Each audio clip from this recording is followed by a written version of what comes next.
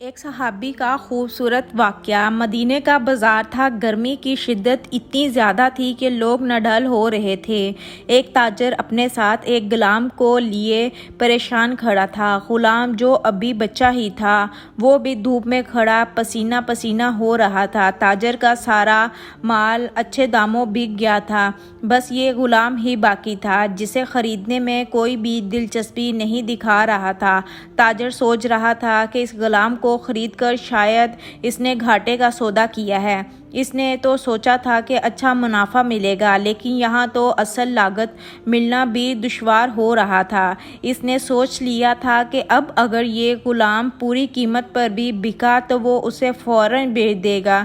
مدینے کی ایک لڑکی کی اس غلام پر نظر پڑی تو اس نے تاجر سے پوچھا کہ یہ غلام کتنے کا بیچو گے؟ تاجر نے کہا کہ میں نے اتنے میں لیا ہے اور اتنے کا ہی دوں گا۔ اس لڑکی نے بچے پر ترس کھاتے ہوئے اسے خرید لیا۔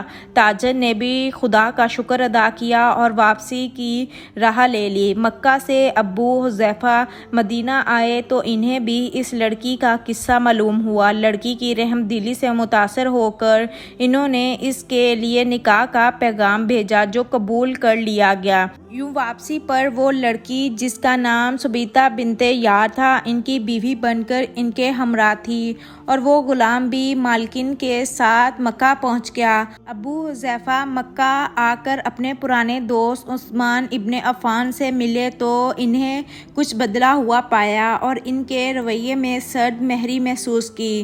انہوں نے اپنے دوست سے استفسار کیا اور جواب کے طلبگار ہوئے کہ عثمان یہ سرد مہری کیوں؟ تو عثمان ابن عفان نے جواب دیا کہ میں نے اسلام قبول کر لیا ہے اور تم ابھی تک مسلمان نہیں ہوئے، تو اب ہماری دوستی کیسے چل سکتی ہے؟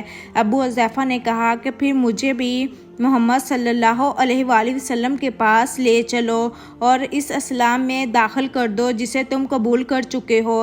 چنانچہ حضرت عثمان رضی اللہ تعالیٰ عنہ نے انہیں نبی کریم صلی اللہ علیہ وآلہ وسلم کی خدمت میں پیش کیا اور وہ کلمہ پڑھ کر دائرہ اسلام میں داخل ہو گئے۔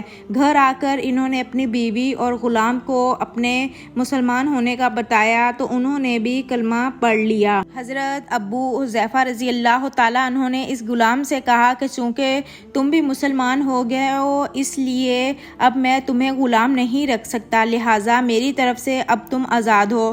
غلام نے کہا آقا، میرا اب اس دنیا میں آپ دونوں کے سوا کوئی نہیں ہے، آپ نے مجھے آزاد کر دیا تو میں کہاں جاؤں گا؟ حضرت ابو حذیفہ رضی اللہ تعالیٰ عنہ نے اس غلام کو اپنا بیٹا بنا لیا اور اپنے پاس ہی رکھ لیا۔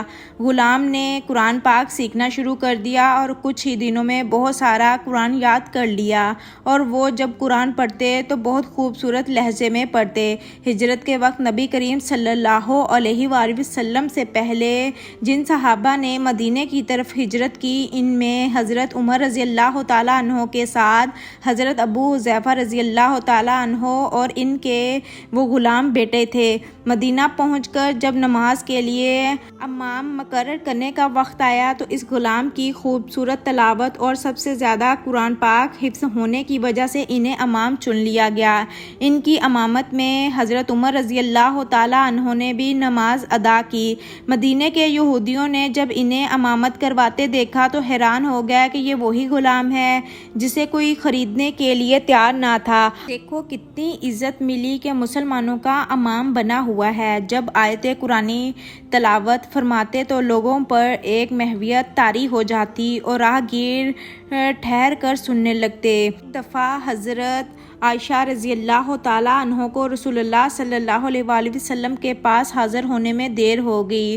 آپ صلی اللہ علیہ وآلہ وسلم نے وجہ پوچھی تو بولی کہ ایک قاری تلاوت کر رہا تھا، اس کے سننے میں دیری ہوگی، اور خوشل حانی کی اس قدر تعریف کی کہ حضرت محمد صلی اللہ علیہ وآلہ وسلم خود چادر سنبھالے ہوئے باہر تشریف لے آئے۔ دیکھا تو وہ بیٹھے تلاوت کر رہے ہیں۔ آپ صلی اللہ علیہ وآلہ وسلم نے خوش ہو کر فرمایا، اللہ پاک کا شکر ہے کہ اس نے تمہارے جیسے شخص کو میری امت میں بنایا۔ اگر یہ واقعہ آپ کو اچھا لگا ہو تو میرے چینل کو ضرور سبسکرائب کریے گا تاکہ ایسی مزید اسلامی ویڈیوز آپ کے لیے لے کر آتے رہیں۔ اللہ حافظ۔